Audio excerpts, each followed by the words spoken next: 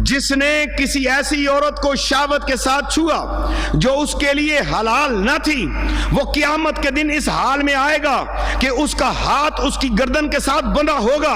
اگر اس نے اس عورت کا بھوسا لیا ہوگا تو اس کے ہونٹوں کو آگ کی کینچیوں سے کاٹ دیا جائے گا۔ اگر اس کے ساتھ زنا کیا ہوگا تو اس کی ران بروز قیامت اس کی گواہی دے گی اور کہے گی کہ میں حرام کے کام میں سوار ہوئی، یعنی اس نے زنا کیا اور ران پہ وزن ڈالا۔ یہ سن کر اللہ تعالیٰ اس شخص کی طرف غضب کی نگاہ سے دیکھے گا۔ اس زانی مرد اور زانی عورت کو، لوتی مرد کو، ہم جنس عورتوں کو، ہم جنس پرست مردوں کو اللہ غضب کی نگاہ سے دیکھے گا تو ان کے چہرے کا گوشت جھڑ جائے گا۔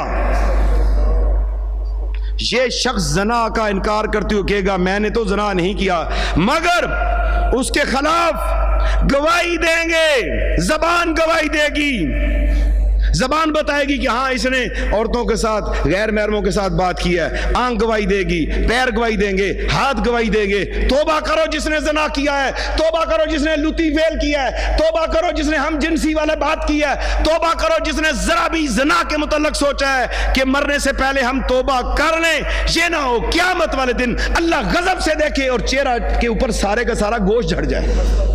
اللہ کا دیکھنا غضب سے اور اللہ کا دیکھنا محبت سے، ان دونوں میں فرق ہے۔ اور کوشش کیجئے کہ اللہ کی محبت میں زندگی گزاریے تاکہ اللہ آپ کو محبت کی نگاہ سے دیکھے۔